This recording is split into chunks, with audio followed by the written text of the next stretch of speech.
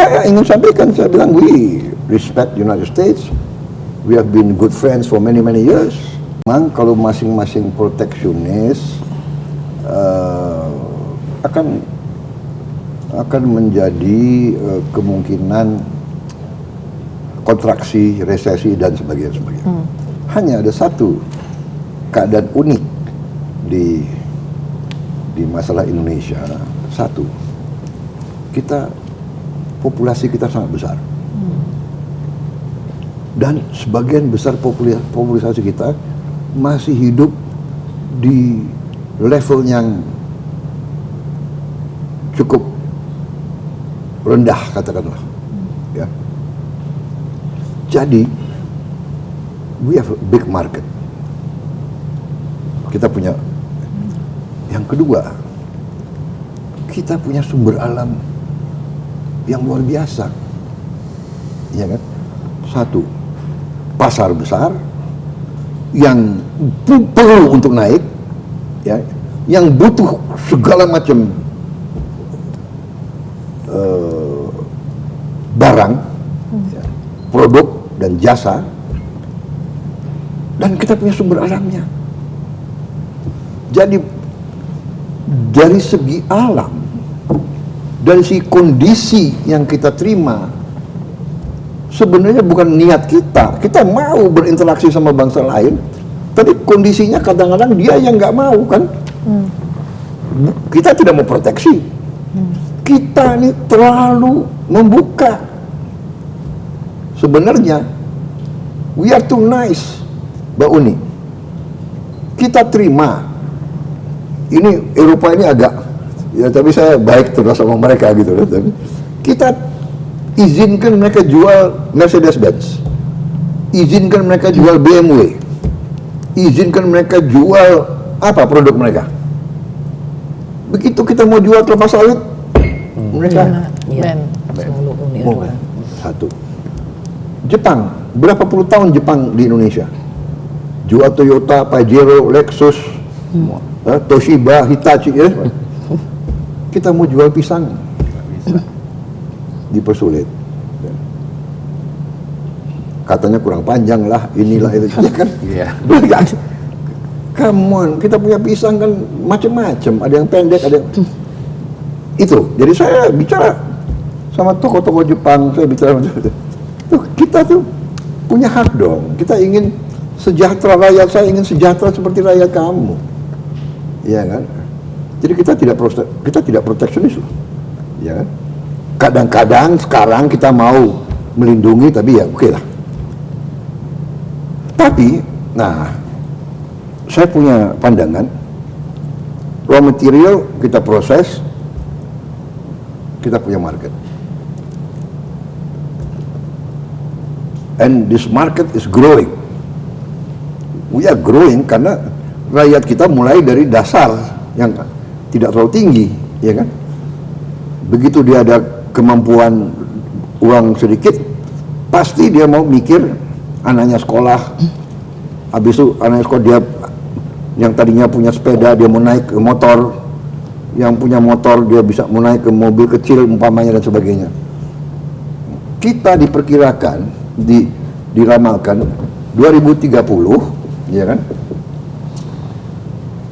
Ini enggak 2030, which is berapa tahun lagi, pasar mobil kita 2 juta tiap tahun. Saya bicara, kita punya nikel, kita punya aluminium, kita punya karet, tembaga, kita punya semua untuk bikin mobil. Kenapa kita harus kasih 2 juta kepada orang lain? Bukan kita proteksionis. Target saya dari 2 juta minimal 25% lah buatan Indonesia. Jadi saya kasih target dalam waktu 2 tahun kita harus punya industri mobil yang bisa memproduksi 500.000 mobil. Mungkin 250.000 menengah ke bawah, mungkin 100.000 menengah ke atas, mungkin 50.000 atau 20.000 yang spesialis lah, ya kan? Off-road, ada juga. Saya kira itu wajar, ya kan? Jadi itu daya tarik untuk minat leverage ikut serta dalam financing because investment. dia ada growing market, nggak bisa dipungkiri, iya kan? Tidak bisa dipungkiri. Hitung-hitungan tadi kan saya bisa hitung kita deh. Kalau saya tuh yakin 8%. Saya yakin 8%. Jadi ini masalah tarif Trump ini menggoncangkan, menggoyahkan. Kita harus waspada, kita harus tegar. Tapi kita tidak panik, kita tidak boleh, ya kan, Takutan. grogi. We have so much strength. So much strength. Hanya ada will atau tidak, ada keberanian nggak pakai strength itu, ya kan? Bapak kalau ada kesempatan bicara langsung dengan Presiden Trump, ada yang Bapak spesifik ingin sampaikan, Pak? Saya ingin sampaikan, saya bilang we respect United States, we have been good friends for many years, ya kan? And we are willing, we always invite you to participate in our economy. Ya kita mohonlah ada perlakuan yang baik begitu. Modal kita untuk nego apa Pak? Karena kan Presiden mengirim negosiator tingkat tinggi kan ke Amerika.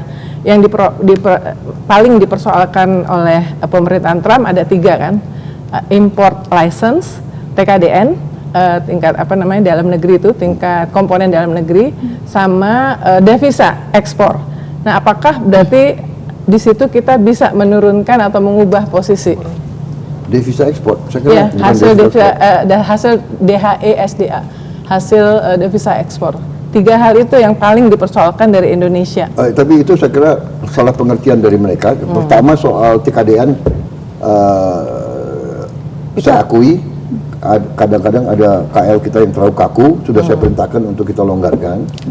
Masalah DHE, saya kira DHE itu adalah semua perusahaan, peraturan kita soal DHE ya, semua perusahaan yang menikmati fasilitas aset dari Republik, dari negara kita, ya berarti kalau HGU, HTI, HPH itu adalah menikmati aset negara. Satu. Kemudian menerima kredit dari bank pemerintah. Wajib untuk menaruh hasil ekspornya di Indonesia. Kan wajar dong. Ya. Itu yang mau dijelaskan ya Pak ya? Iya, nggak ada kalau dia bawa uang sendiri, nggak ada perusahaan tambang kita bebasin kok. Nah, itu satu. Dia mau reciprocal, jadi kamu punya kamu punya ekspor sekian, surplusnya Sama. dia mau agak dikurangi dan sebagainya. Kita biar Willing to negotiate, Pak? ya willing to negotiate. Why not? Ya kan, mereka tanya saya sudah, is Indonesia willing to buy oil and gas from United States? Saya bilang, yes, why not? Siapa ini yang bertanya, Pak? Apakah setelah Trump mengumumkan? Enggak, sebelum. Oh, sebelum. Iya, sebelum. Ya, tapi mungkin perjalanannya aja ini nggak ada masalah, kita negosiasi, ya kan? Jadi kita memang import cukup banyak Dari Amerika. BBM dari luar dan gas. Dan saya periksa, saya cek, banyak yang nggak jelas. Importnya dari mana gitu loh. Lewat broker gitu loh. Kenapa lewat broker? Langsung aja. Ya kan? G2G. Pertamina langsung kamu, ya kan? Dan tentunya harus impor dari negara yang saling menguntungkan dong. Entah Amerika, entah mana, ya kan?